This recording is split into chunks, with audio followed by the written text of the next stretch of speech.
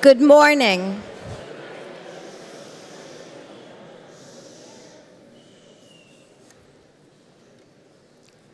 I'm Harriet Schleifer, and I have the honor of being the chair of the Conference of Presidents of Major American Jewish Organizations.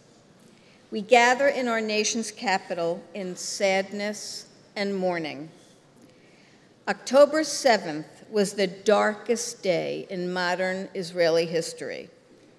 As news reports last week turned to unimaginable numbers, 1,300 dead, 4,000 wounded, almost 200 kidnapped, our shock turned to fear, anger, disbelief, and utter devastation.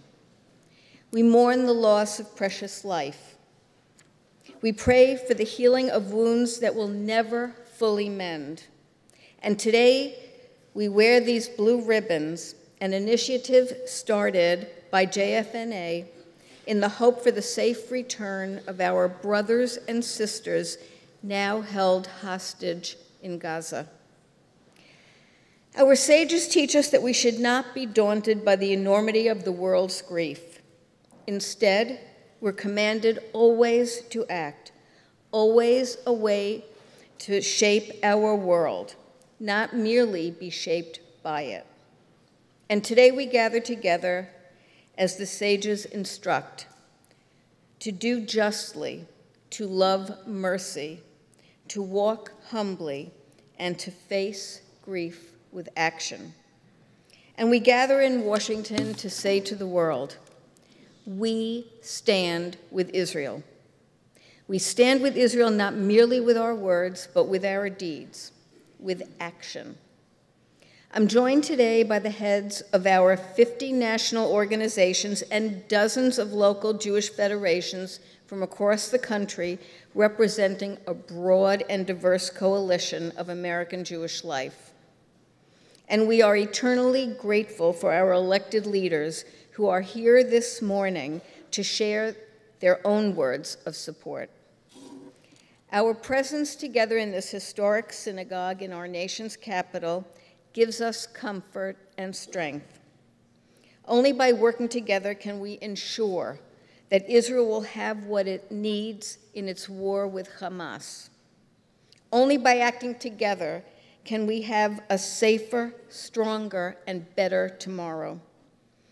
That belief in a better day, that hope, has carried our people for thousands of years. May it carry us through these dark days together. And now it's my honor to welcome Cantor Jeffrey Nadell to lead us in the singing of America's national anthem and Hatikva, Israel's national anthem of hope.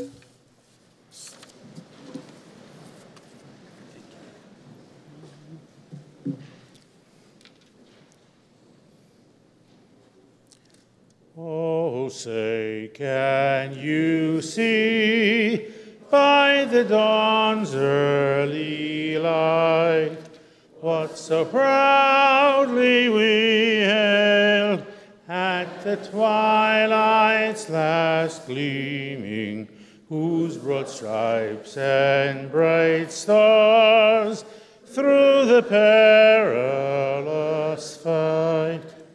Oh, the ramparts we watched were so gallantly free, and the rockets' red glare, the bombs bursting in air, gave proof through the night that our flag was still there. Oh, say, does that star-spangled banner yet wave o'er the land of the free and the home of the brave?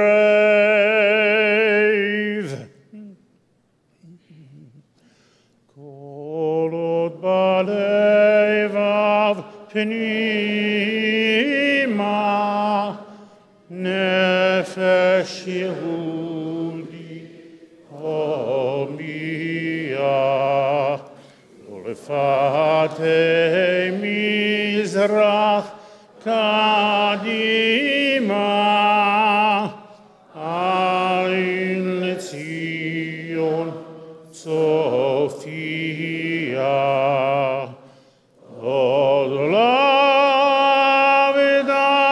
Tikvateinu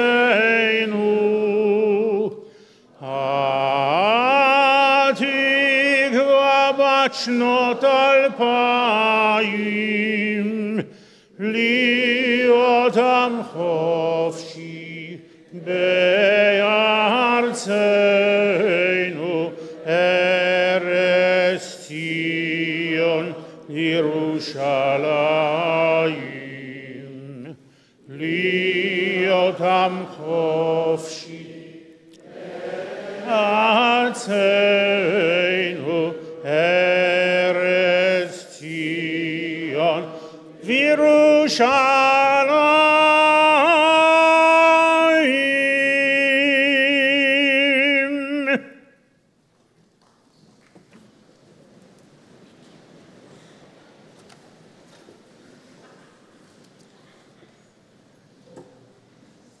My name is Julie Platt. I serve as the chair of the Board of Trustees of the Jewish Federations of North America, representing the 146 Jewish federations in the United States and Canada, and hundreds of smaller networked communities. I'm joined today in this sanctuary by representatives of dozens of federations who have flown in from around the country to participate in this important gathering. For more than a century, the Jewish Federation system has participated in the great cause of creating, building, growing, and protecting the state of Israel, our Jewish homeland. Through Israel's greatest triumphs and her greatest challenges, we have organized, we have mobilized, we have raised funds, and we have embraced Israel with love and solidarity. Today, in Israel's darkest hour, we are determined to work even harder and love even more deeply to help her heal and rebuild. Following last week's horrific acts of terrorism, bipartisan support for the U.S.-Israel relationship has never been more important. That is why I am especially honored to introduce our next speaker, the Senate Republican leader and a longtime advocate for his party's support of the U.S.-Israel relationship, Senator Mitch McConnell. From his service on the Appropriations Committee, where he was a leader on the programs most important to Israel, to his more than 16 years as Republican Senate leader, making him the longest-serving party leader in Senate history, Senator Mitch McConnell has been deeply involved in critical pro-Israel issues. In the aftermath of the recent attacks that have once again tested the strength of Israel's people and the Jewish community across the globe, we are proud to be joined by a leader who for decades has demonstrated unwavering support for Israel during its most challenging times. Please join me in welcoming Senate Republican leader Mitch McConnell.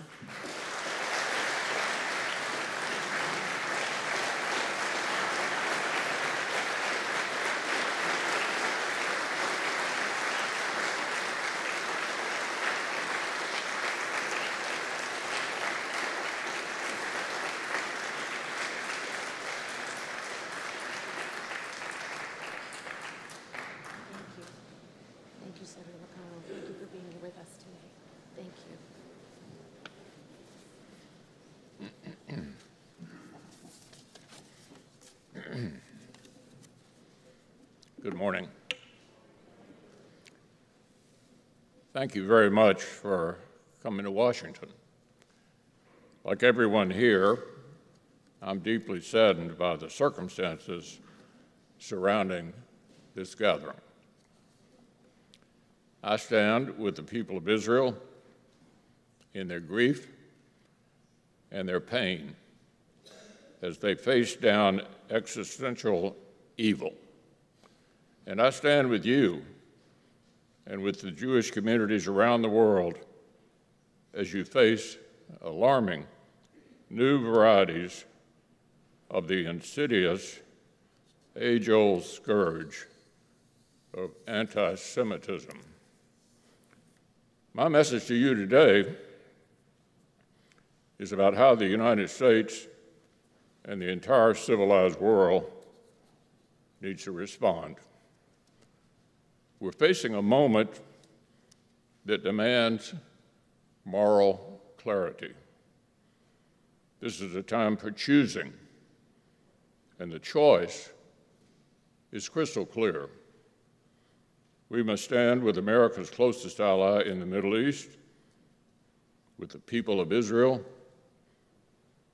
with those held hostage by terrorists, and with their families. And we must condemn barbaric terrorists, their evil sponsors, and the legacy of hatred toward Jews that has stained world history for millennia.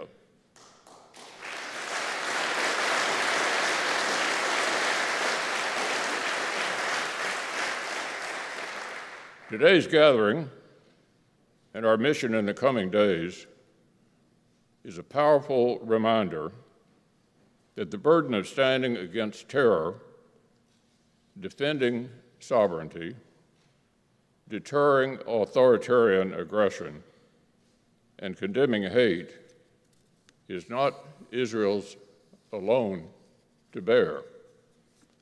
Israel's fight is the fight of the entire civilized world.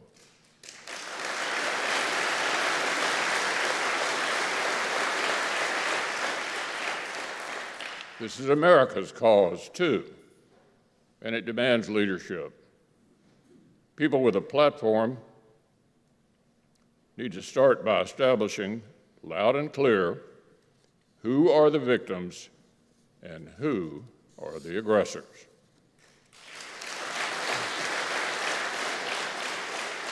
We need to push back against the false both sides narratives you're hearing in the media. We need to denounce anti-Semitic hate wherever it occurs. And we need to show the rest of the world by our words and our actions that there simply is no moral equivalence between terrorism and self-defense.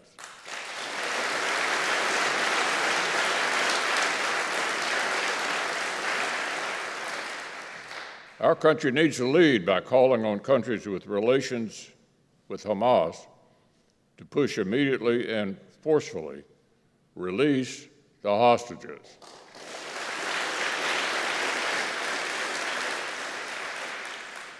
We need to lead countries with influence in the region to deny safe haven to those who aid and abet terrorist violence. And we need to make it clear that America, Israel, and our allies will be watching closely how they answer the call. America needs to reestablish credible deterrence against Iran. We need to show the regime that stakes its existence on pursuing the extinction of Israel and the United States that our resolve is rock solid. That means giving maximum support for Israel's counterterrorism operations for as long as it takes.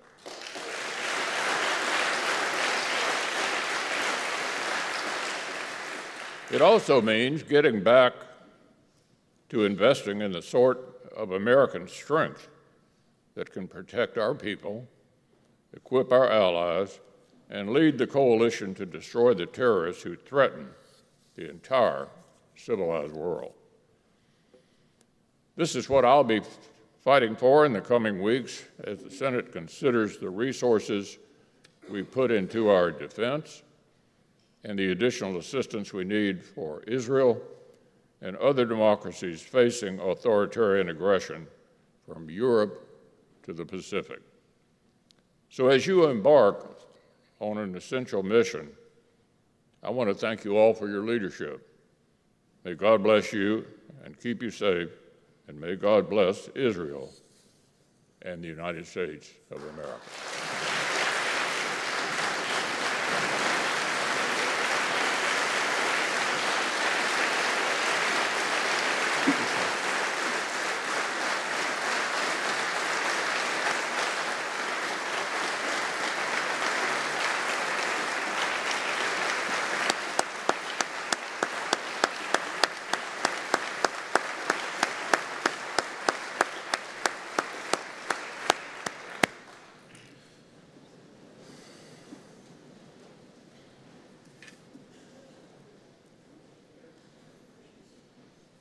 Good morning. I'm Jonathan Greenblatt, CEO and National Director of the Anti-Defamation League. I want to thank Leader McConnell for his clear and unequivocal remarks in support of the State of Israel.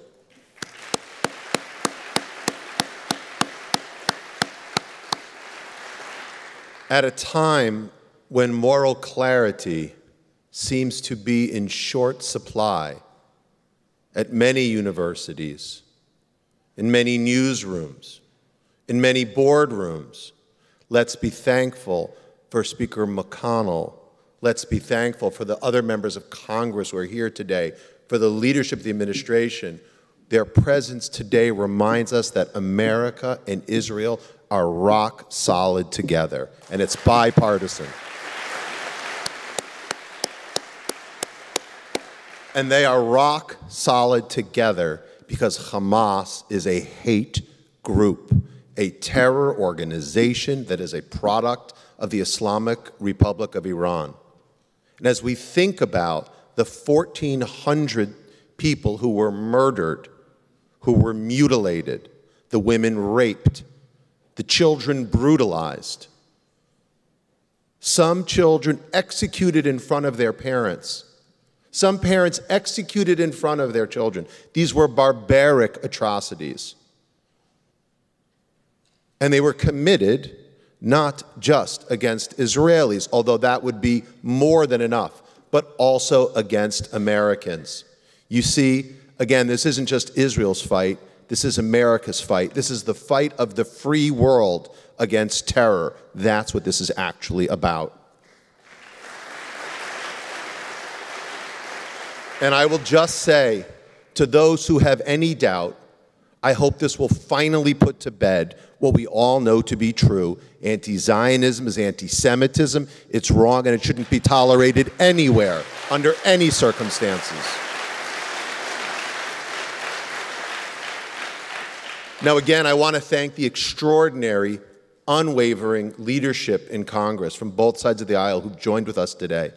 We're fortunate to have them and their just unflinching support. And I hope they will consider, as they contemplate what they can do in this moment to support our ally Israel. I hope it will include support for a new $500 million life-saving nonprofit security grant program request that can help secure the American Jewish community against the tidal wave of anti-Semitism that's coming. And let me tell you, it's not just coming, it's here. Since the attack, since the massacre, since the slaughter, the ADL has tracked a more than 400% increase in anti-Jewish acts. I'm talking harassment, vandalism, and violence. And that's just in the first week. We know this will intensify. Our counterparts in London report a 580% increase in anti-Semitic attacks across the UK.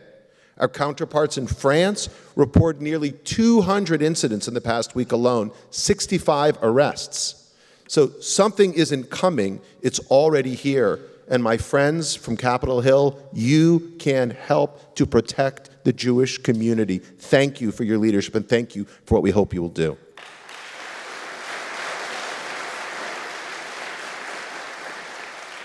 Now, our next guest has had an exemplary career in service to the people of Israel. A veteran diplomat and peace negotiator, he was extensively involved in the development of the Abraham Accords, and today he serves as Israel's deputy ambassador to the United States.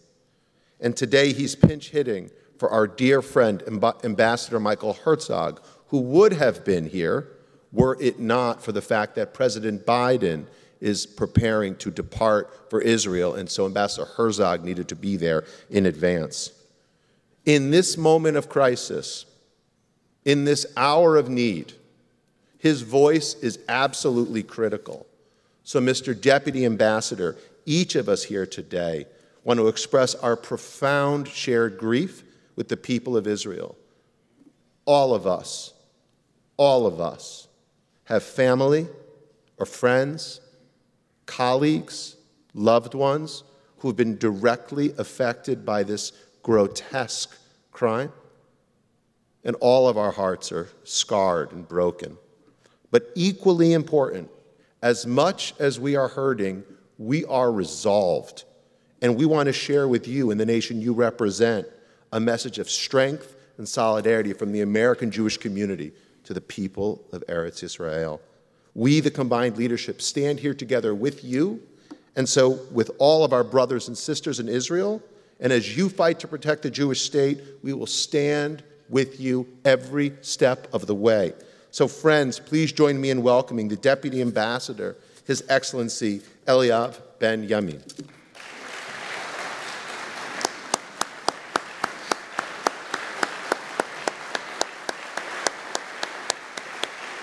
Thank you.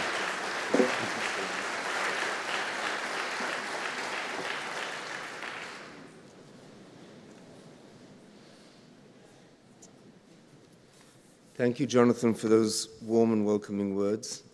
Thank you, Senator. Thank you, Senators, for being here. Thank you, members of Congress. Thank you, Secretary Mayorkas. Thank you, dear friends and colleagues, brothers and sisters. I'd like to thank the Conference of Presidents for organizing this unique and united solidarity gathering together with all the partners of the leading Jewish organizations in the United States from across the country, and more than probably over 100 representatives from Jewish federations from across the country. As Jonathan said, Ambassador Herzog is on his way to Israel as we speak to join President Biden's visit. He wishes he could have been here, and he sends his heartfelt gratitude to all of you for your ongoing support. 10 days ago, on the morning of October 7th, 2023, Hamas initiated a war against the state of Israel. This aggression marred what should have been a festive and joyful Simchat Torah for the Jewish people. Instead, we are confronted with the devastating reality of Hamas's unprovoked actions. Over 1,400 lives lost to date, more than 3,500 wounded, about 200 kidnapped, we still do not know the final numbers, and thousands of families and lives forever changed. These victims are not just statistics. They were individuals with hopes, with dreams, and aspirations, taken from us in the most cruel way imaginable. The scenes, reports from images from the many communities around Gaza Strip are horrifying.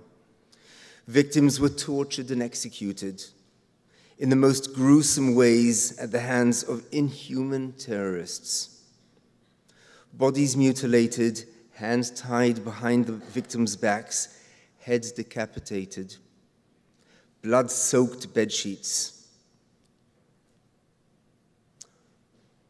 and about 200 hostages. We still don't know the exact number.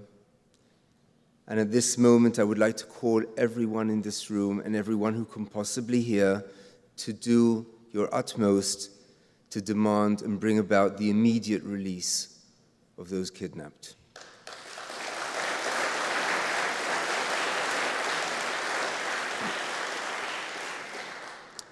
For me, like most Israelis, we've all been personally impacted by this. My own brother lives in Nativ HaAsara, adjacent to the Erez crossing. For 12 hours, he sheltered in his safe room with his wife and his 4 young children without contact with the outside world. But he survived. Hamas is a barbaric terrorist organization worse than ISIS that incites violence and attacks civilians and takes its own people hostage. Since Saturday, Simchat Torah, October 7th, Hamas has fired and is continuing to fire over 6,900 rockets as of this morning into Israel, targeting homes, hospitals, and cities all across the country. Hamas fires these rockets from densely populated areas and buildings, including from within under schools, hospitals, and mosques, putting innocent civilians and children at risk. Israel continues to offer evacuation routes amid the consistent warnings to civilians about incoming rocket attacks. Israel is working hard to get innocent people out of harm's way, while Hamas is working hard to put people in harm's way. Hamas has been actively preventing its own population from leaving portions of the Gaza Strip. Indeed, Hamas is using its own Palestinian population as human shields. Let's be clear. Hamas terrorists are not freedom fighters who act to represent the aspirations and ambitions of the Palestinian people. Their fundamental goal is to annihilate the state of Israel and kill every Jewish man, woman, and child. My friends, Israel is at war. Israel did not choose to start this war, but Israel will end it. As we respond, the IDF, one of the world's most moral militaries, will act in accordance with international law and ethics. But make no mistake, like every other nation in the world, Israel has the right, and in fact a duty, to defend its citizens against the brutality of terrorism. We will ensure that Hamas war machine is eliminated. And to do that, we will not and we shall not apologize.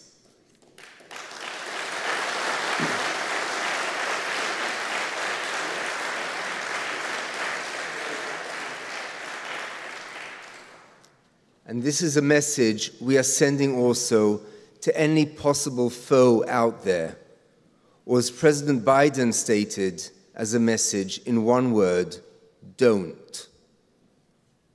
Right now, thousands of Israelis who have lived in the communities around the Gaza Strip for decades have been displaced from their homes and can't go back.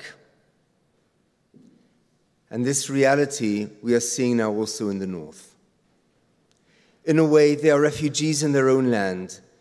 This feeling is one that sadly my brother, family, and their friends have experienced for too many years. But the past 10 days have demonstrated the strength and resilience of Israel, of the Israeli people. In these difficult times, our unity prevails. Kol Yisrael arivim ze lazeh. We have each other's backs.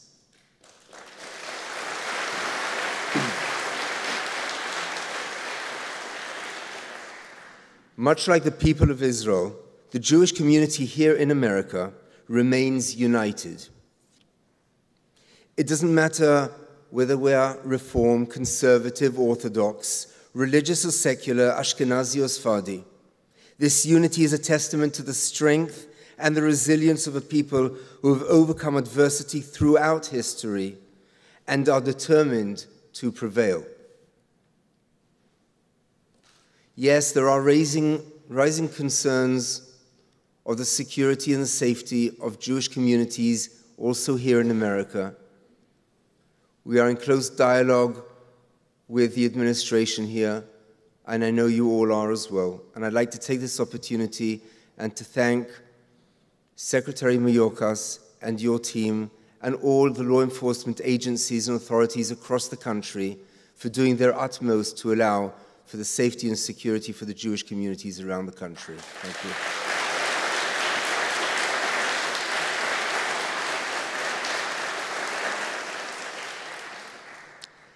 As we look ahead in the coming days and weeks, the media's portrayal of this war will, and actually already is, shifting. There will be images and reports that prompt some to change the narrative. And we are already seeing demonstrations, including here in Washington, D.C. It is paramount that the United States continues to support and stand shoulder to shoulder with Israel. Our two countries were founded on the bedrock of freedom and democracy with a shared commitment to oppose terrorism. Tomorrow, President Biden will arrive in Israel. He will be the first United States president to come to Israel during a time of war. And this sends a very crystal clear message of deterrence to the foes and support and solidarity to the people of Israel.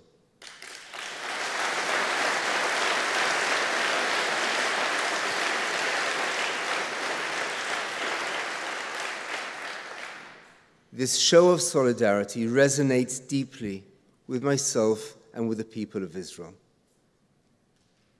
I would like to take this opportunity to thank him for his unequivocal and lifelong support to the country and to the state of Israel. I would also like to thank all of you for being involved in caring deeply about our state. Please continue carrying our narrative throughout the halls of government and Congress. This war is good versus evil and is a non-partisan issue.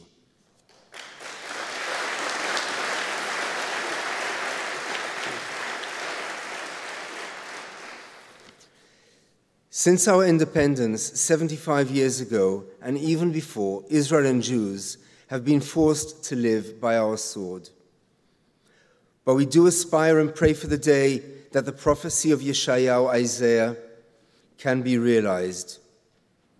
Nation shall not lift up sword against nation, neither shall they learn war anymore. Lo yisa goy el goy cherev, velo yilmedu od milchama. Until that day, we must remember to stay united as we face challenges that come tomorrow. In the face of adversity, we do stand strong.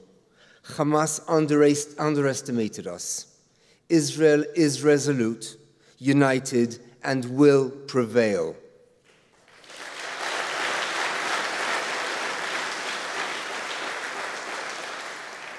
We will emerge victorious from this war. Anachnu Am Echad, we are one people. Am Yisrael Chai. Toda.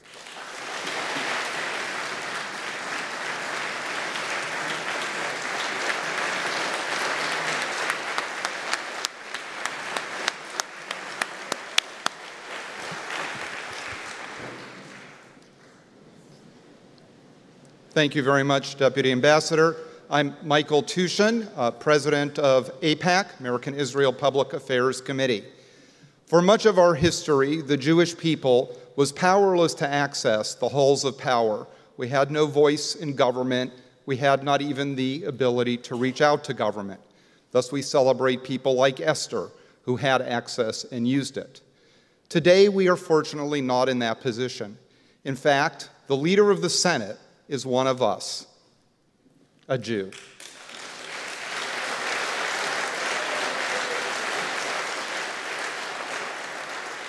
For Senator Schumer, this is indeed personal, and he has often told me of his name, Shomer, the guardian of the Jewish people.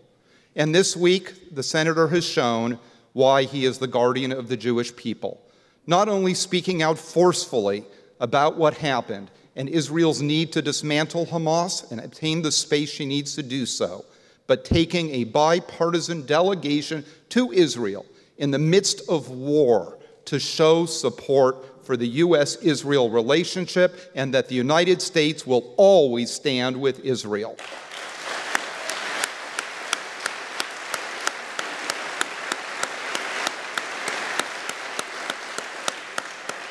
Please join me in a warm welcome for our Shomer, the Senate Majority Leader, Chuck Schumer.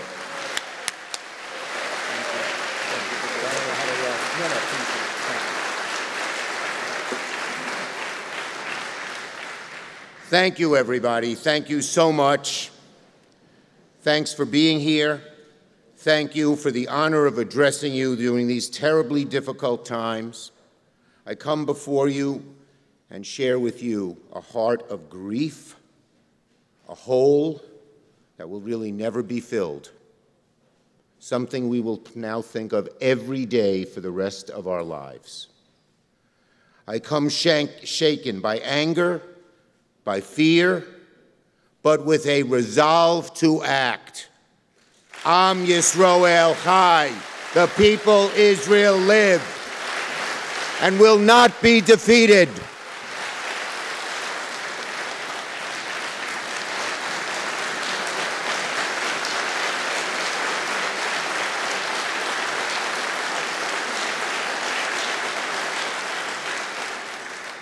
As was mentioned, I returned just yesterday after leading a bipartisan delegation to Israel.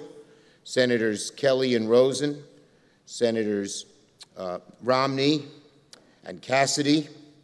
We traveled to Israel, went into a war zone to develop a simple and unmistakable message.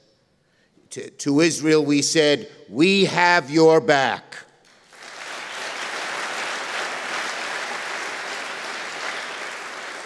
We share your pain, we ache, but we have your back. And in the coming weeks, under my leadership, with the good support of Senator McConnell, who you heard from a few minutes ago, the United States Senate will do everything possible to help Israel win and totally eliminate the threat Hamas presents.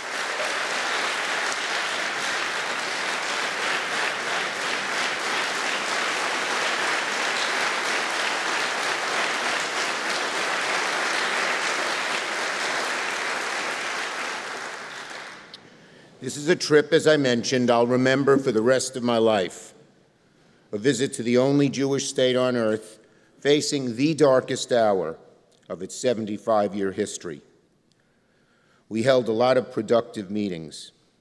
We met with Israel's most senior leadership, but the most memorable meeting was with 12 families of hostages. Nothing prepared us for the grief we felt talking to the families. There was not a dry eye in the room, on the Senate side or on their side. Looking at the little videos, a 12-year-old boy being led away, a 60-year-old elderly woman being taken, and watching their families look at them. As one of them said, every second is a year, as they sit with the agony of wondering what's happening to their loved ones. Hamas is brutal. Hamas is brutal. And being with the hostages broke our hearts. Today, unfortunately, that number of hostages keeps growing. 200, including Americans. It is of utmost importance that we bring every single one of these hostages to safety. And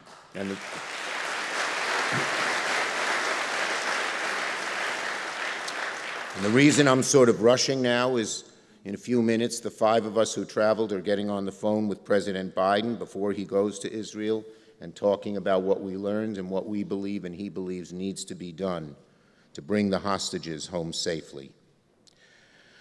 There are no words for the horror that happened on October 7th. It's shaken me as it's shaken you to my core. The most Jews killed in a single day since the Holocaust. More Jews died on the 7th than on Kristallnacht, reminding us of the darker days. As the days go on, the stories of the viciousness and brutality become only more heart-wrenching. I was told about the kibbutz Be'eri, where Hamas herded everyone, over 100 members of the kibbutz, into a rec room. Over 100 people, some in their 80s, some little babies, and then they machine-gunned every one of them down. It reminded me of my family. We all have stories. My great-grandmother was the wife of a famous rabbi in a town called Chortkiv, now in the western Ukraine. They told all the Jews in Chortkiv to gather in the town square, and my great-grandmother, who was well known because her late husband was well known, was told to gather her entire family on their porch. About 35 people gathered from 88 years old to 3 months. The Nazis said, "You're coming with us." And just like the story on the kibbutz, she said no, and they machine-gunned every one of them down. So we Jews know of this type of horror, and that's why we are so resolute to make sure it doesn't happen again. Today, people move on fast in this new world. But for supporters of Israel, we cannot move past the horrific atrocities committed by Hamas. The world just can't move on and say, well, that was yesterday, because if the threat that Hamas has is not eliminated, it will come back again. Let us not forget, I reminded this of when I met with Xi Jinping, the Chinese leader, a week ago. I was in China when all of this happened, and I actually got the Chinese to somewhat improve their original statement, which didn't mention Hamas. But he said, we believe in a two-state solution. And I said, yeah, but Hamas doesn't. Hamas doesn't believe there should be any Jews anywhere from the Mediterranean to the Jordan. If Hamas had its way, it would do to all the rest of the Jews in Israel what they did to the Jews along the Gaza Strip. Their covenant calls for it. We must not allow it. So America will stand with its ally Israel, and I will lead the effort in the United States Senate to provide Israel with the support needed to fully defend itself from this monstrous attack. We sat down with Israeli leaders.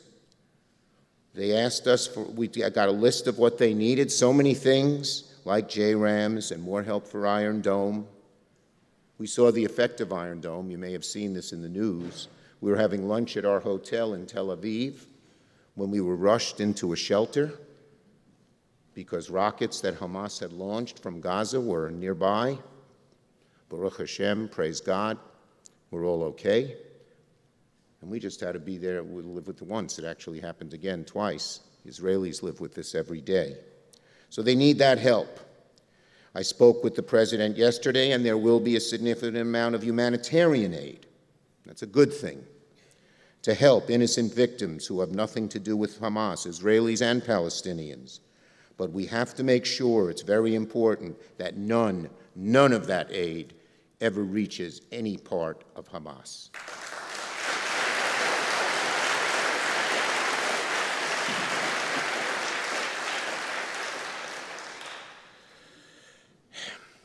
During this difficult time, Israel will have America's support. We will not just talk, we will act. I'm not waiting for the House. We're going to move the aid through the Senate as quickly as possible, and I do believe if we get a strong bipartisan vote in the Senate, it will force the House, in whatever way they decide, to act. Such a difficult task Israel has. Eliminate the threat of Hamas, rescue the hostages, but because we're a democracy, believe in the rule of war and the rule of law, and try to avoid unnecessary loss of human life, including innocent civilians, whether they be Palestinian or Israeli. That is such a difficult task. It is so hard to do. But I have great faith that the Israelis, if anyone can accomplish this, it is they.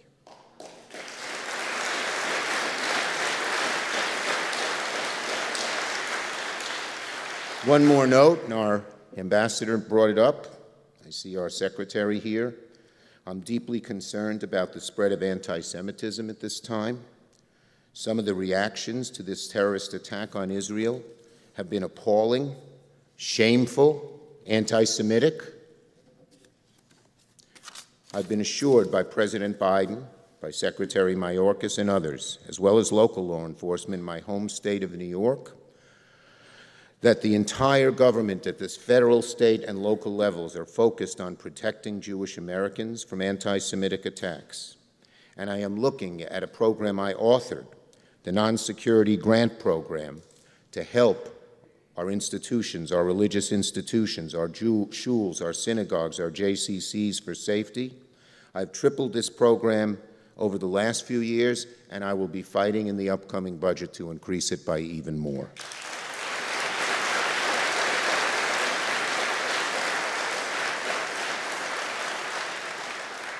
My friends, October 7th is a day that no doubt will live in infamy. My prayers or with all of those killed and taken hostage, their families, the thousands injured. May the memories of the dead be a blessing and a source of strength to all of us as we navigate the road ahead with a spirit and solidarity of purpose. But we know one thing, as it says in the Haggadah, in every generation they have risen to afflict us. But we know one more thing, whether it's in America or in its Eretz Yisrael, the nation of Israel lives. Am Yisroel Chai, Am Yisroel Chai, Am Yisroel Chai.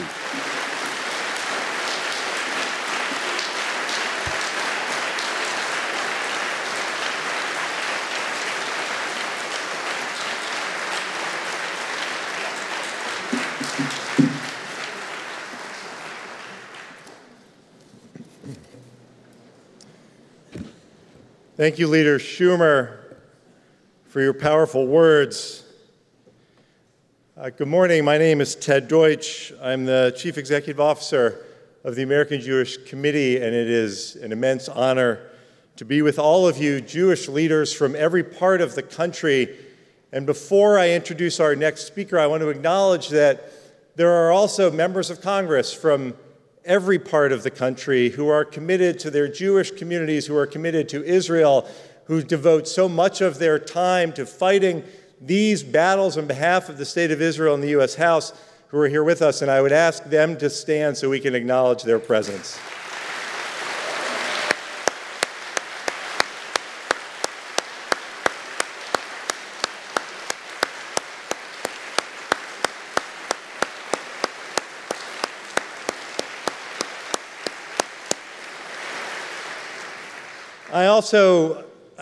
I shouldn't do this because there are others who probably deserve to be introduced, but as we have witnessed rising anti-Semitism in America, and as we are now facing staggering increases in anti-Semitism in America and around the world, how blessed are we in the American Jewish community to have leading the battle against anti-Semitism our special envoy to combat anti-Semitism, Ambassador Deborah Lipstadt.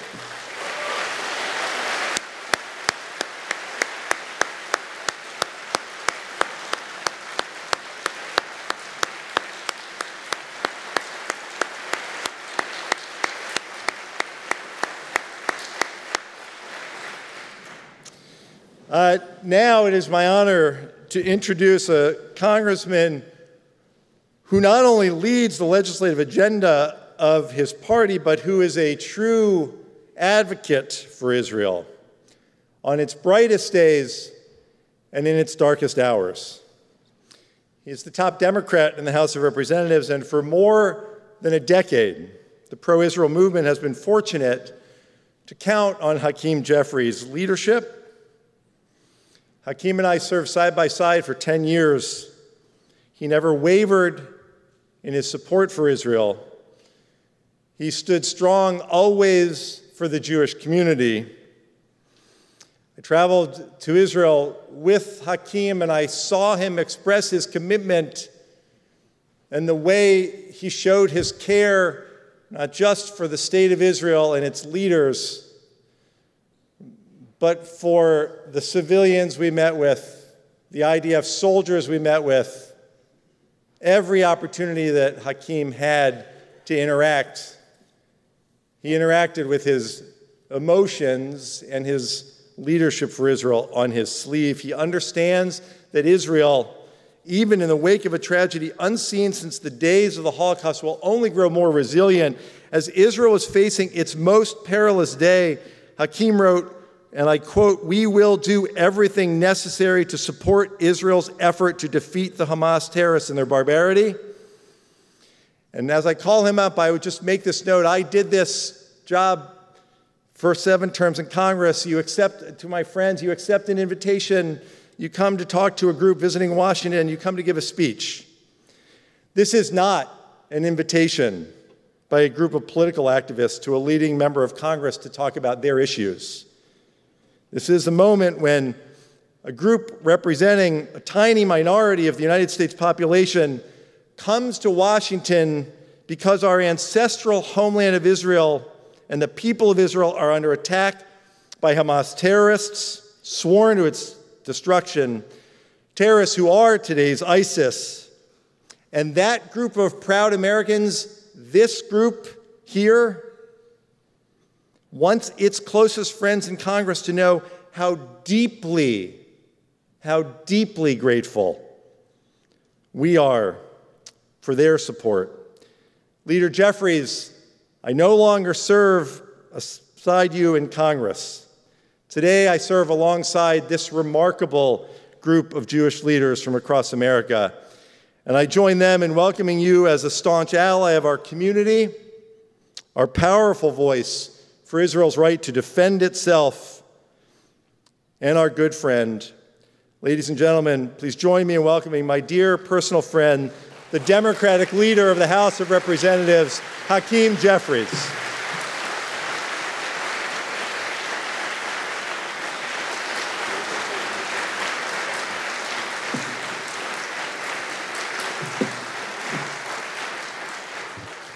Good morning. Thank you to my good friend and former colleague, Ted Deutsch, for his very kind and generous words of introduction, for his leadership.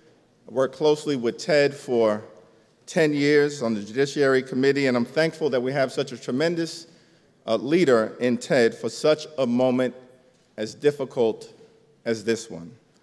To all of my colleagues in the House of Representatives, to Senate Majority Leader Chuck Schumer, Minority Leader McConnell, Ambassador Herzog, to Majority Leader Scalise, to Harriet, to William, Noah, who survived the horrible music festival attacks, and to all of the incredible leaders assembled.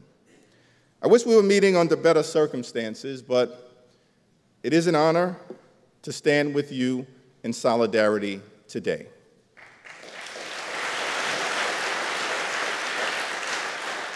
Ten days ago, we watched in horror and heartbreak as Hamas launched an unprovoked, calculated, and barbaric attack against the state of Israel and the Jewish people. Hamas terrorists intentionally targeted and slaughtered Israelis in their homes, fired thousands of rockets at civilian areas, decimated entire communities, including neighborhoods I have personally visited in Sderot or Kfar Aza, and kidnapped women, children, young people, and seniors who are now being held in Gaza in harrowing conditions. Let me reiterate without hesitation that Hamas must be decisively defeated for the good of Israel, for the good of the Palestinian people, for the good of the region, and for the good of this world.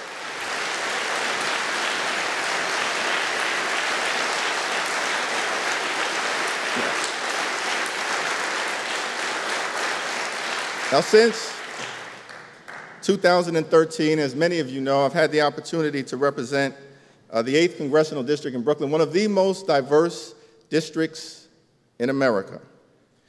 As some of you know, as Ted knows, historically, it's the 9th most African-American district in the country and the 16th most Jewish. My good friend Leon Goldenberg says to me often, Hakeem, you got the best of both worlds. The best of both worlds. Now, at home in Brooklyn, I have the privilege of representing the entire landscape of the Jewish diaspora. I represent the secular Jewish community, the Reform Jewish community, the conservative Jewish community, the Orthodox Jewish community, the modern Orthodox Jewish community, the ultra-Orthodox Jewish community, and more Russian-speaking Jewish immigrants from the former Soviet Union than any other member of Congress in the country. I mean, Hakeem Jeffries, who knew? Only in America.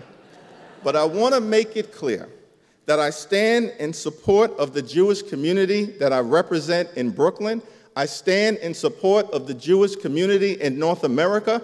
I stand in support of the Jewish community in Israel.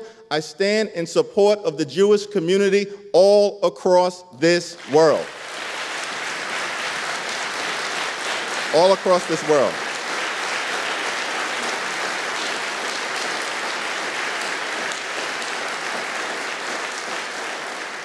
Now, this week's Torah portion is Noach.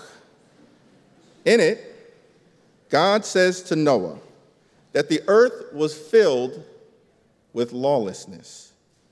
Noach was the only righteous man in the world consumed by violence, corruption, and evil. This land filled with evil was described in Hebrew as Haaretz Hamas. Hamas. God and Noah had to step in to rid the land of evil that engulfed it and save the good that was left.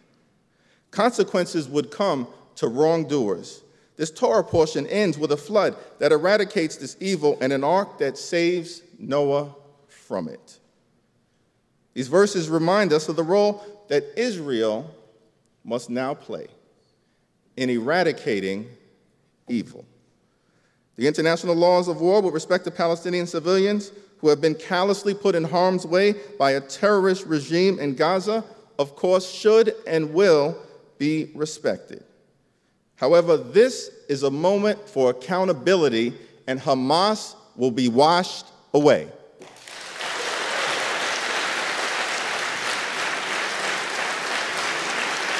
Hamas will be washed away.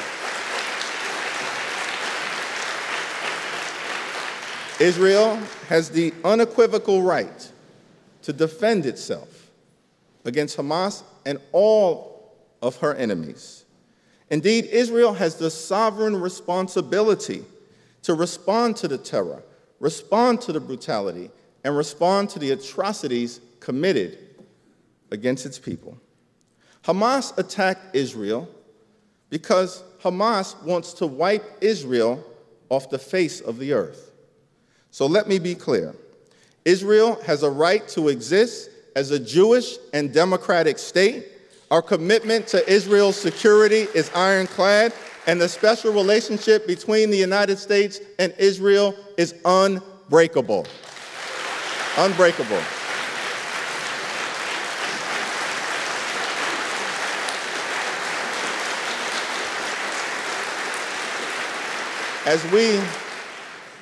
As we move forward during this challenging moment, as Israel successfully prosecutes the war against Hamas, I also reiterate my commitment to the aspirational goal of one day achieving a lasting peace between Israel and the Palestinian people. We can never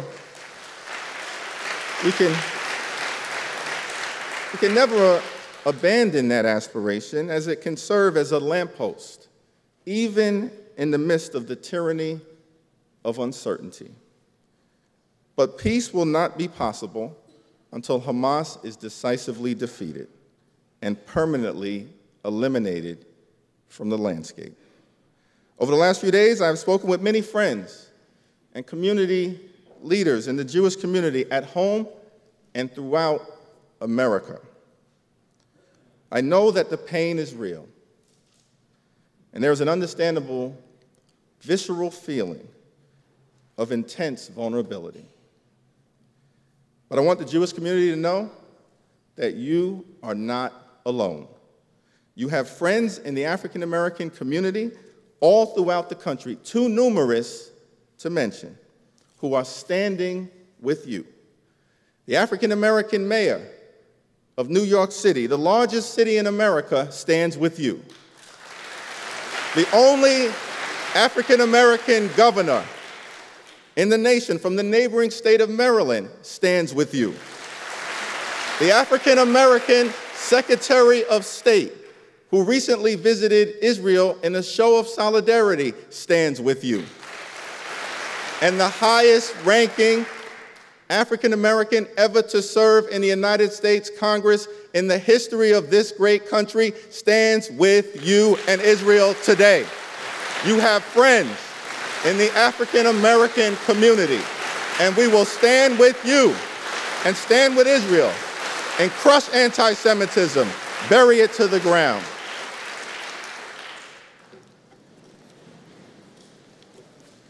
The road ahead, as I close, will not be easy. But the state of Israel is strong, and the Jewish people are resilient. The Jewish people have been resilient for thousands of years of pain, persecution, pogroms, and the Holocaust, a uniquely horrific crime against humanity. The Jewish people were resilient during the War of Independence in 1948. The Jewish people were resilient during the Suez conflict in 1956. The Jewish people were resilient during the Six-Day War in 1967.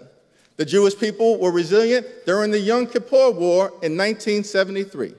The Jewish people were resilient during the First Intifada. The Jewish people were resilient during the Second Intifada. The Jewish people have been resilient during multiple rounds of conflict with Hamas since 2006, and the resilience of the Jewish people will ensure that Israel will stand today, Israel will stand tomorrow, Israel will stand always and forever. God bless you. God bless Israel. God bless the United States of America.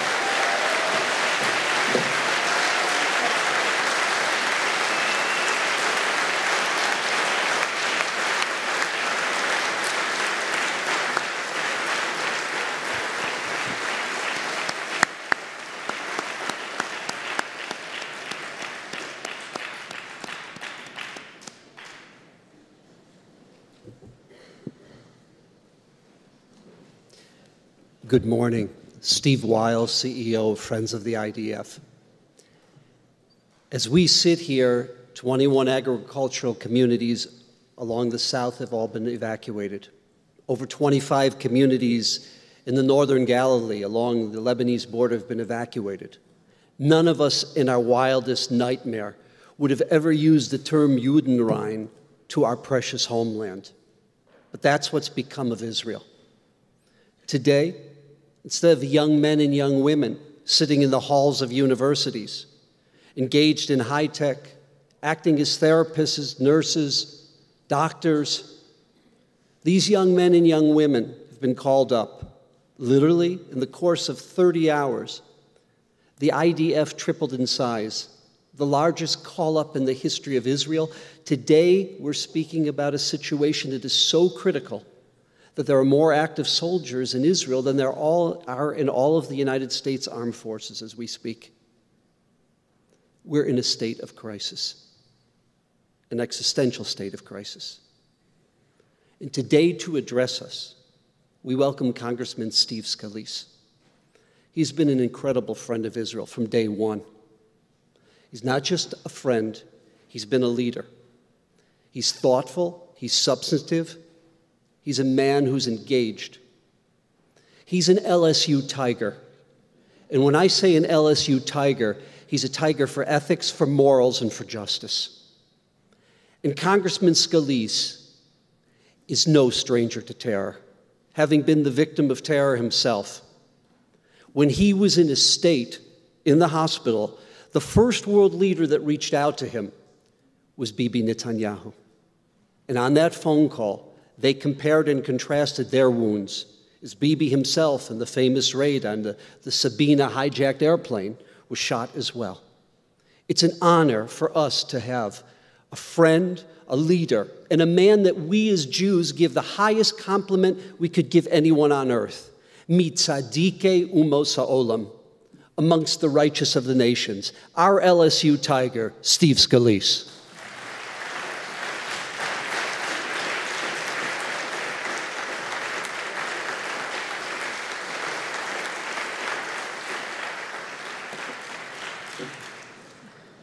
Well, thank you so much for that introduction, and for all of you welcoming me and for what you're doing to come together. Jewish leaders, people that understand what's at stake. When I was in that hospital back in 2017 and Bibi called, and just to show the love between our two nations, it really wasn't just about the personal connection, but the love between the United States and Israel, that bond that is inseparable. And he shared the story about losing his brother at the raid in Entebbe, but also mentioned that he was shot himself. And we shared some other stories too, and always had a strong bond. But we know what's at stake right now. We know that as we look at what you represent, an incredibly diverse range of political, religious, and ideological viewpoints, today's event is an impressive signal to the world that we must all stand united in the face against terrorism.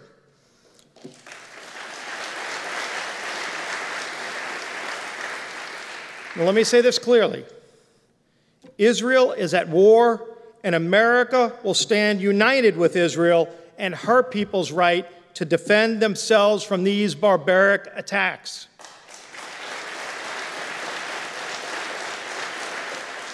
We've seen the numbers. Over 1,400 people barbarically murdered, thousands more injured, hostages being held in Gaza, Americans included in those numbers. I've had some of my own colleagues going over to Israel just last week to help get people out. We all know people that are trying to help evacuate people. We've seen over 6,000 rockets fired at Israel. This war will not be easy. The Iran-backed Hamas terrorists who committed these atrocities spent not just weeks, but probably years planning this attack. Their attack struck deliberately at the most vulnerable: young people at a music festival, elderly people, children, reports of beheadings, disabled. Israel holds itself to a higher standard.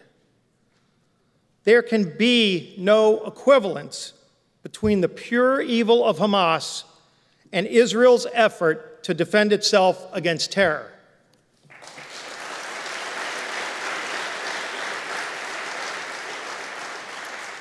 These terrorists must be eradicated, and their Iranian-backed backers must be punished as well.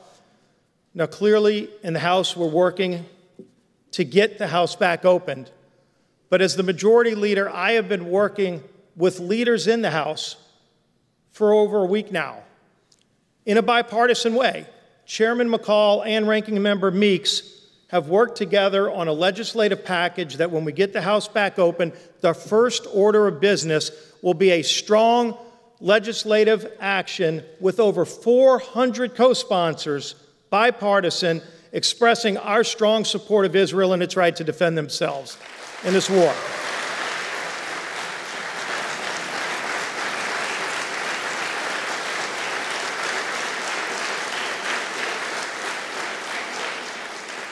It unequivocally condemns Hamas and its Iranian backers. We currently have 423 out of 434 members of Congress signed on in an amazing bipartisan show of support, a piece of legislation we will pass this week and show the world where we stand. We're also working with the Israeli government and this Biden administration to prepare military assistance so that we can replenish the Iron Dome and other critical military needs. We will be there for Israel, as we always have, to make sure they have the tools they need to defend themselves as these attacks continue and as they continue to go and fight this war. We're drafting legislation.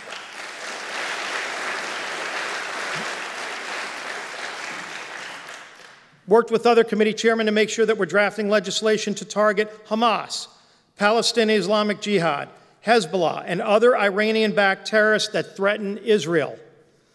We will crack down on Iran and its support for terrorism by blocking the release of the $6 billion ransom payment that is frozen right now.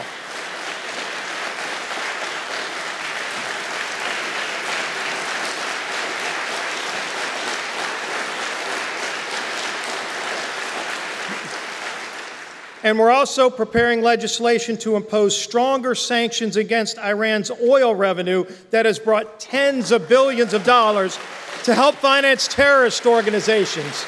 We have to cut off their source of funding because we know Iran has been partnering with terrorist organizations for way too long, and it's been well documented what they've been doing behind the scenes and even in front of the scenes. We have to continue to be aggressive against Iran as well. As we look to support Israel and confront our shared enemies, we must also look inward. The gleeful celebration of Hamas's murder of innocent Israelis and open anti-Semitism displayed over the past week in major cities and at some of our most elite universities should be a wake-up call. We must confront anti-Semitism wherever it is found, and the leaders of major American institutions must also stand up to defend the values they supposedly claim to cherish. Anti-Semitism lurks its head wherever it's allowed. We cannot allow anti-Semitism to emerge in the depths of this.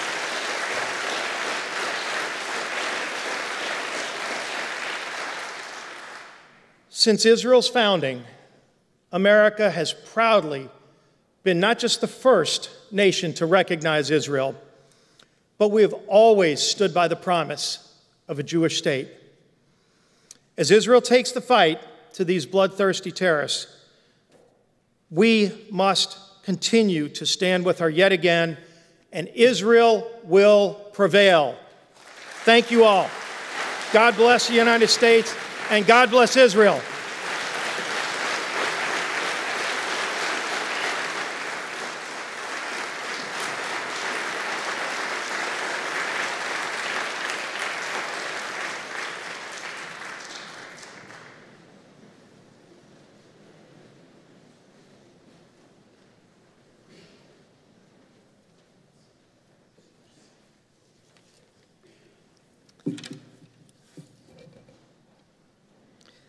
I'm Rabbi Harold Kravitz, president of the Conservative Movement's Rabbinical Assembly. We pray for the captives and remember the 199 hostages held in Gaza, including American citizens. Mishaberach avotenu Avraham, Yitzchak v'Yaakov, v'imotenu Sar Rivka Rachel v'Leah. Hu yivarech v'yishmor v'insur et kol achenu v'achayotenu hanedarim hanetunim b'tzara u'v'shivya. May the one who blessed Abraham, Isaac, and Jacob, Sarah, Rebekah, Rachel, and Leah bless, watch, and guard those soldiers and citizens missing and held captive. May the Holy One of blessing protect and grant mercy upon them. Take them out from darkness and bring them back safely to their families. And let us say, Amen. My name is Rabbi Erica Ash. I'm the president of the Central Conference of American Rabbis. A prayer for Israel.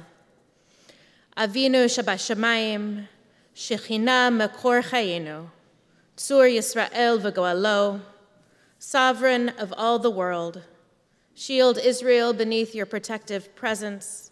May all the inhabitants of Israel know physical safety.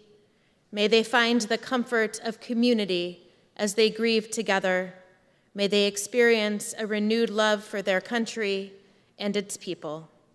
Guide Israel's leaders that they may act with determination and deliberation.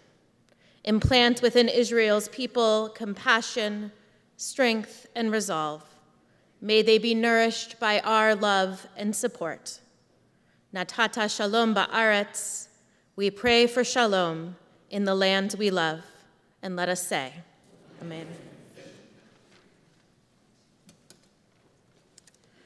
I'm Samantha Brody from Brandeis University and the co-chair of the Hillel International Student Cabinet. I am joined by my co-chair, Gali Polichuk, a student at the University of Florida. A prayer for our country. O guardian of life and liberty, may our nation always merit your protection. Teach us to give thanks for what we have by sharing it with those in need. Keep our eyes open to the wonders of creation and alert to the care of the earth. May we never be lazy in the work of peace. May we honor those who have died in defense of our ideals. Grant our leaders wisdom and forbearance. May they govern with justice and compassion. Help us all to appreciate one another and to respect the many ways that we may serve you.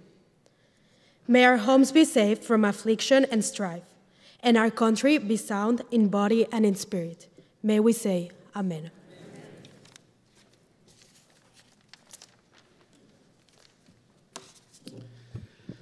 I'm Rabbi Moshe Hauer, Executive Vice President of the Orthodox Union. I have the privilege to close this prayer section by offering the prayer for the Tzahal, for the pure and virtuous army of the Israeli Defense Forces, and I will ask you to please rise for that prayer. Mishaberach Avoteinu Avram Yitzchak v'Yaakov hu yivarech et chayalei tzva hagana liYisrael v'anshei kochot habitachon ha'omdim al mishmar artzeinu v'arei Eloheinu מגבול הבנון ועד מדבר מצרים, מן הים הגדול עד לבוא הערבה ובכל מקום שהם ביבשה, באוויר ובים. ייתן אדוני את אויבינו הקמים עלינו ניגפים לפניהם. הקדוש ברוך הוא ישמור ויציל את חיילינו מכל צרה וצוקה, ומכל נגע ומחלה, וישלח ברכה והצלחה בכל מעשה ידיהם. ידבר צוננו תחתיהם ויעטרם בכתר ישועה ועטרת ניצחון ויקוים בהם הכתוב. כי אדוני אלוהיכם ההולך עמכם להילחם לכם עם אויביכם להושיע אתכם ונאמר אמן. He who blessed our forefathers Abraham, Isaac, and Jacob, may he bless the fighters of the Israel Defense Forces, precious and ethical soldiers who have dedicated their lives to defend and protect the innocent and who stand guard over our land and the cities of our God from the border of Lebanon to the desert of Egypt, from the great sea unto the approach of the Arava, on the land, in the air, and on the sea. May the Almighty cause our enemies, the enemies of humanity itself, who rise up against us, to be struck down before them. May the Holy One, blessed be He, preserve and rescue our fighters from every trouble and distress, from every plague and illness, from every lie and defamation that a morally confused world riddled with anti-Semitism ceaselessly attaches to them. And may He send blessing and success in their every endeavor. May He humble our enemies beneath them. May He grant them salvation, crown them with victory. May they emerge from battle with their good name intact. And may the world see for once and for all the true colors of the ruthless and heartless enemy. May there be fulfilled for them the verse, for it is the Lord your God who goes with you to battle your enemies for you to save you. Amen.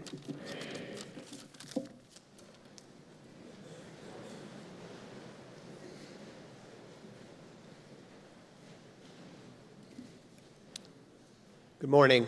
My name is David Heller. I'm from Cleveland, Ohio, and I am the National Campaign Chair for JFNA. We're in the midst of a $500 million humanitarian aid relief raise right now. This last Saturday, or a week, 10 days ago, I received a phone call from my good friend, Carmi Stein, who's here today, that her cousin, Noah, was at the music festival. Noah has been a good friend of our family. She worked at Camp Ramah de Rome. She was my daughter, who's here today's close friend when she was in Israel. And we didn't know at that time what the whereabouts were. We've invited Noah here today. Noah's 25 years old. She is an industrial engineering student. She works in the high-tech industry, and I think it's incredibly important that Noah share her story. She's accompanied also by her mother, Liat, her brother, Omer, who's going to provide some support up here on stage, and her brother is currently serving in the IDF. It's important that we hear her story. It's important that you share her story. Noah, please come up, and I'll do with this in an interview process just to help with the story.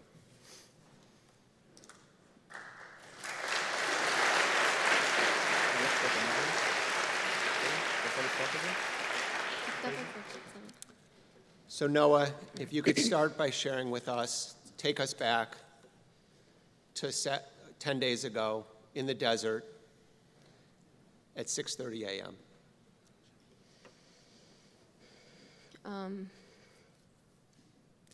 It was around 6:30 a.m. I was in the tent, I was resting. We were in a festival that we were waiting for so long. We started hearing what we thought was fireworks that the music festival arranged. When I opened the tent, I realized chaos was in front of me. Hundreds of people were running towards me. When I looked up in the sky, I saw hundreds of rockets above me. That's when I started panicking. All our friends, we were 10 friends there, we all gathered up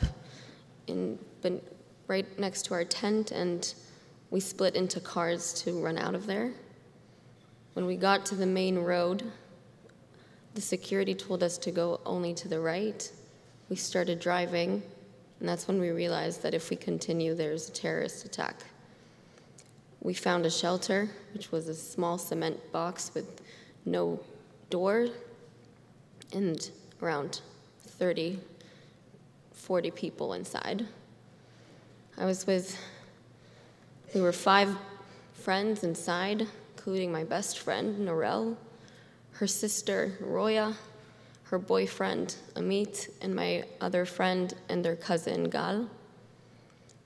When we were there, we didn't even know that they were coming towards our shelter, but my friend texted me, "They're coming, get out of there." That's when I met another girl called Michelle. She was having a panic attack, so I helped her breathe.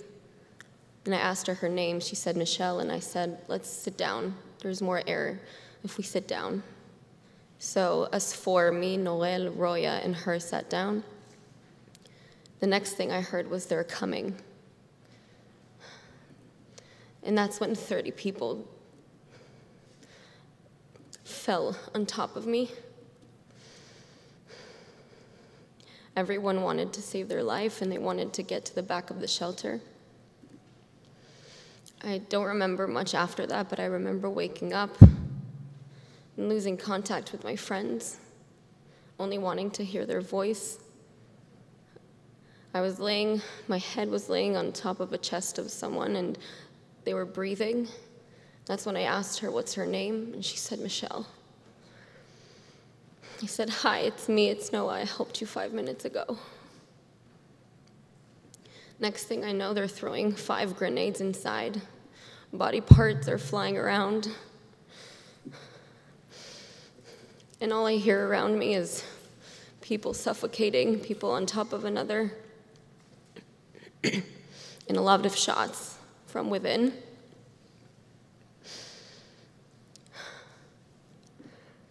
That's when I realized there's a huge body on top of me, and his head is on my throat, and fire is starting in the entrance. It only came to my knowledge yesterday that the fire was actually the bodies that they burned in the entrance of the shelter. I inhaled that smoke, and I fought for my life for 3.5 hours.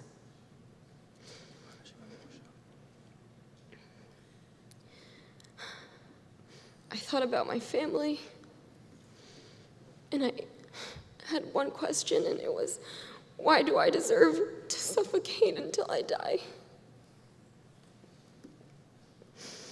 The shots didn't stop, and I lost contact with my friends, and I realized I wouldn't hear from them anymore. That's when I got rescued after 3 hours.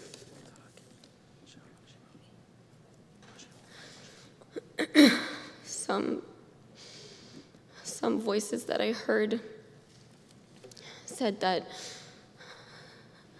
they said, "I'm going outside, I'd rather take a bullet in my head than suffocate." When once there was a little quiet, we heard them going out, and then we heard shots. We realized they didn't survive. And once I got rescued, I reunited with Michelle in the hospital, realizing only after that she had a bullet in her back the entire time and she didn't even know.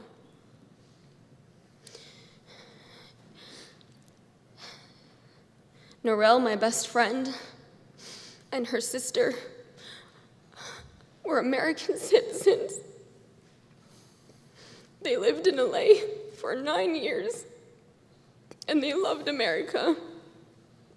It was 4 days that we hadn't heard from them, and we understood that it either meant that they were hostage or murdered. And in what world does a mother need to pray that her kids are hostage so that they're alive and not murdered?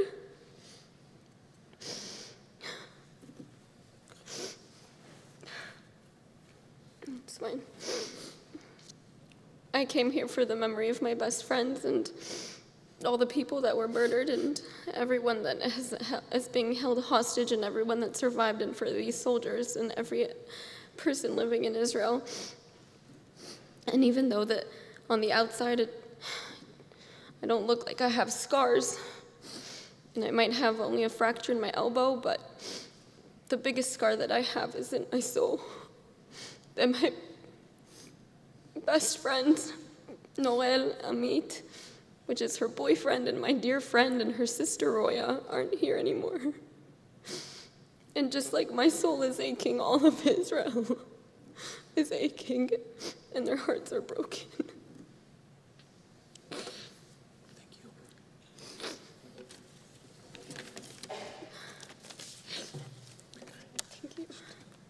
Thank you, Noah, for sharing your story.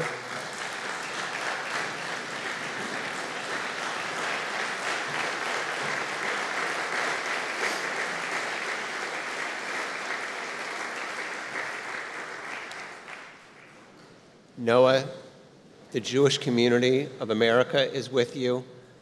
The American community is with you. My friends, in every generation, we are called upon for action. May Noah's words today call our generation to action. Thank you very much.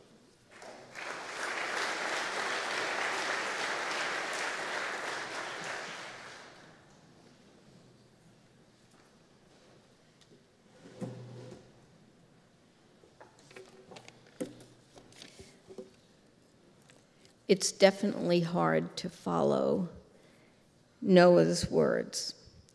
But I can tell you that as the daughter of 2 Holocaust survivors who went through the camps, who lost their entire families to Treblinka, I think my parents shared those stories from the minute I could make eye contact with them. And so they didn't have Israel at the time. They arrived in this country, the land of hope, June 7th, 1947. And when Israel took birth, that was one of the most talked about subjects in my household. They were proud American citizens, but boy, were they proud that Israel took birth.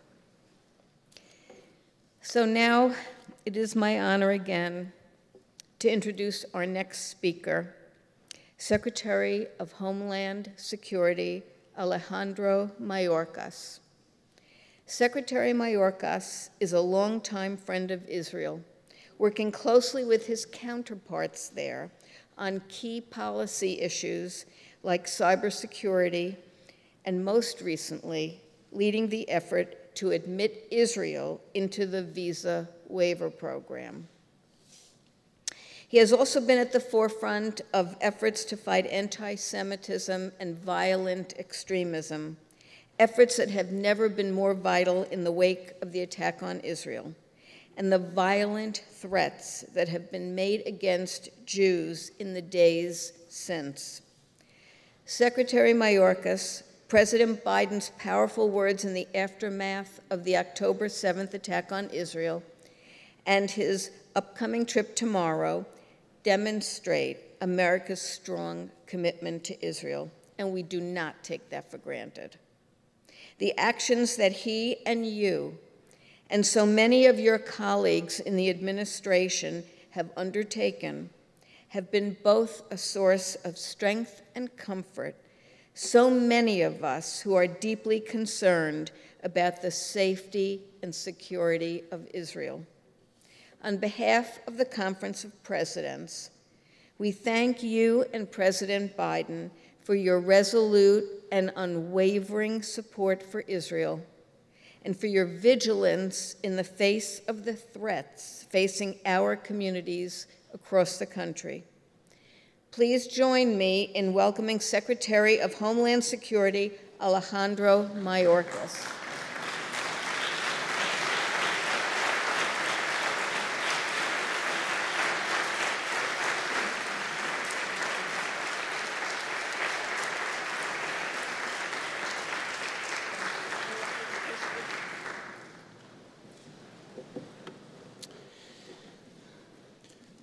William Daroff, thank you very much for the invitation to join our community this morning. Noah, thank you for the courage of coming here and sharing your experience with us.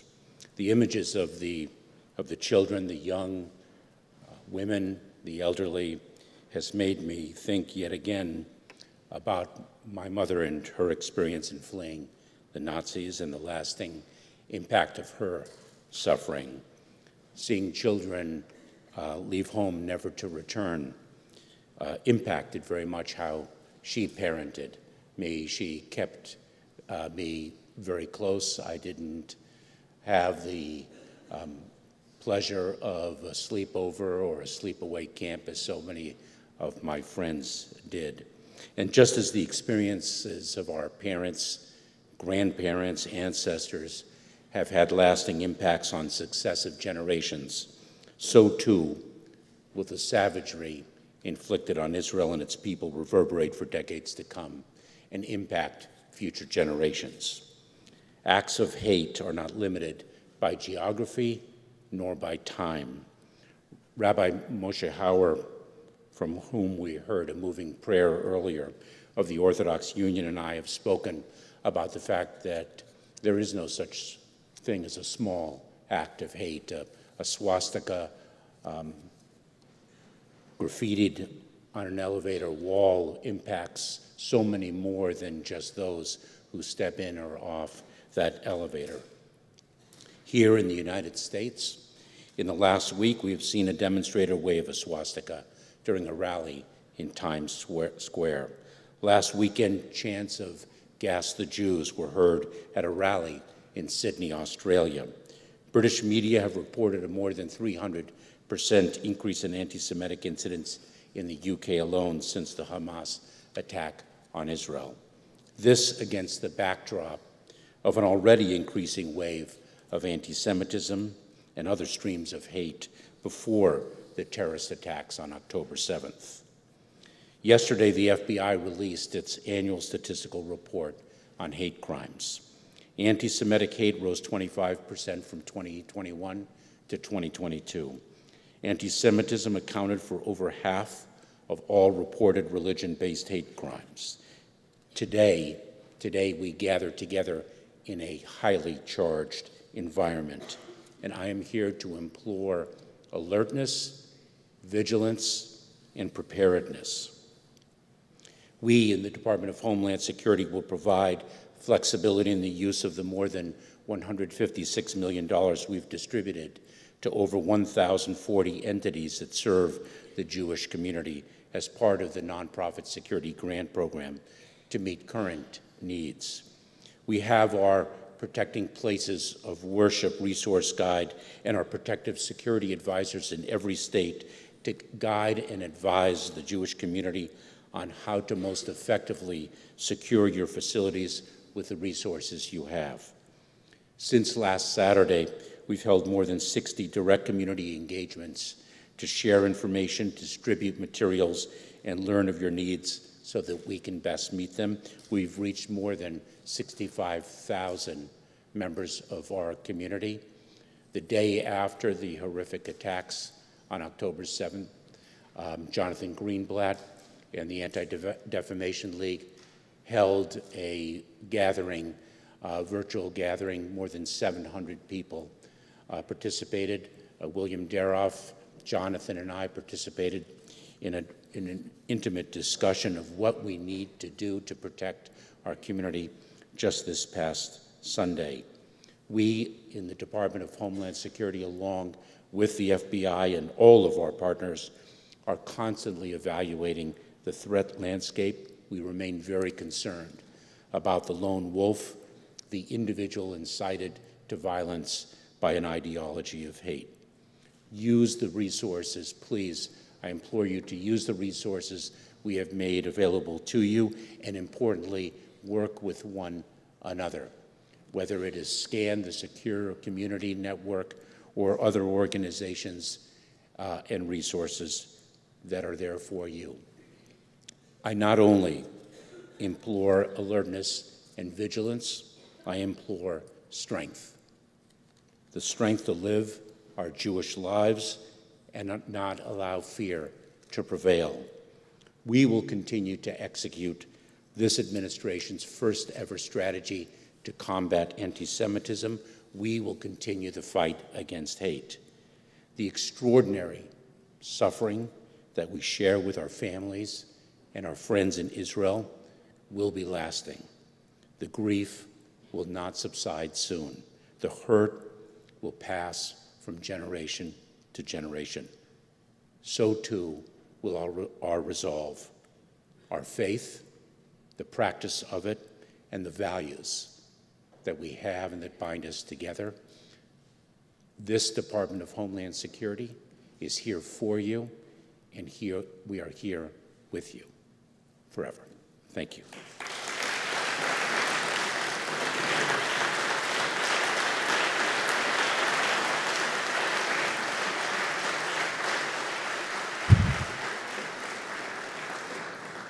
Thank you very much.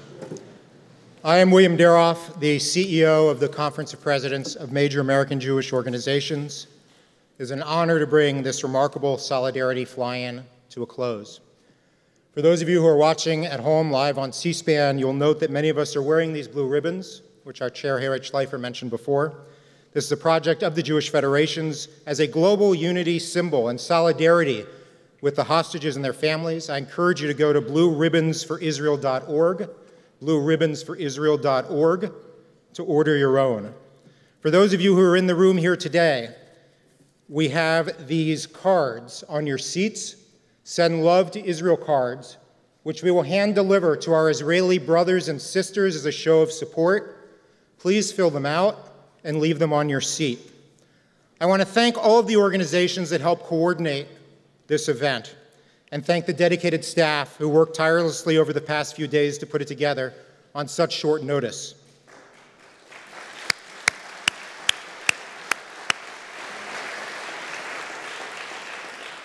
I want to show gratitude, hakarat hatov, to our elected officials who joined to demonstrate that support for Israel is a bipartisan consensus issue. We are all uplifted by your show of support for the entire American Jewish community and for the people of Israel. Thank you. Thank you, Senators Schumer and McConnell, leaders Scalise and Jeffries, all of the other elected officials who have joined us for your leadership. Thank you, Secretary Mayorkas, for championing the protection and security of American Jews during these troubled times and throughout your career. Your tireless efforts to combat anti-Semitism, Jew hatred, and violent extremism are an inspiration to us all. And please pass along our thanks to President Biden for standing so solidly with Israel during this troubled time.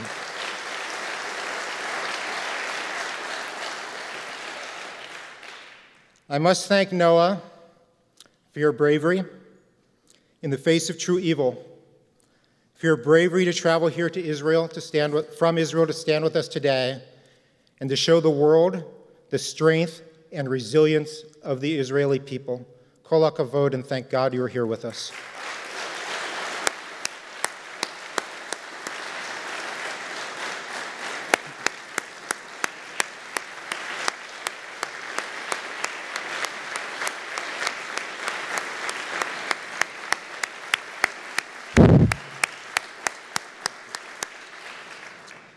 And finally, I would be remiss if I did not thank all of you for joining us here today. We began this morning with a reminder that we gather not only to express our solidarity, but also to take action. This evening, a delegation of 50 Conference of Presidents, leaders, and Jewish Federation leaders will travel from Washington, D.C. to Israel to meet with the families of victims, wounded soldiers, and top government officials. We are flying straight from our United States capital to the eternal and indivisible capital of Israel and the Jewish people, Jerusalem,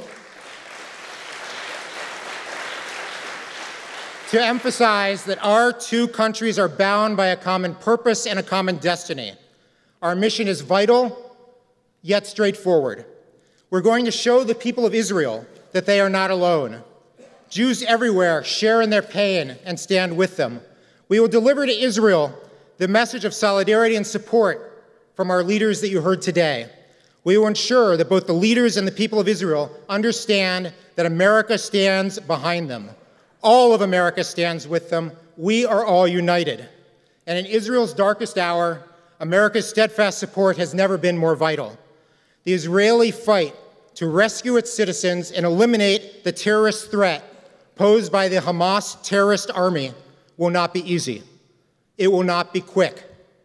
And in the coming weeks and months, as Israel's critics denounce its obligation to defend its people in the wake of one of the most monstrous terror attacks in history, the world's one and only Jewish state will call on its ally America for support. We will bring our experience and stories that we hear in Israel back here to Washington as a foundation of our advocacy in the weeks and months ahead. America must provide the necessary support and leadership needed to protect the people of Israel and the world from the barbarity of the Hamas terrorist army. The United States must continue to provide needed Iron Dome and military assistance and help coordinate the safe return of all hostages, including, of course, our fellow Americans. At the same time, we must protect our Jewish community here in the United States and ensure our security in the face of increased anti-Semitism. It is the most urgent challenge that many of us have faced in our lifetimes, but we will do it because we stand together. As a people, we are stronger when we are one. We are stronger when we are unified. That is how we get through dark times, together, arm in arm, feeling our way through one step at a time. The Conference of Presidents and this very room represent the full spectrum of political and religious views. But today, we stand here together as one. The Jewish people have always been the most resilient people, because in times of crisis, we manage to keep an eye on the horizon to a time in the future when it will be bright again. And so as I conclude today, I ask you all to remember with me, the Jewish people and the people of Israel together will heal and grow and emerge from these dark times even stronger and even more united than ever before. Thank you very much. God bless America. God bless the state of Israel. And now, please, I welcome Cantor Jeffrey Nadel, who will lead us all in singing Am Yisrael High. Cantor.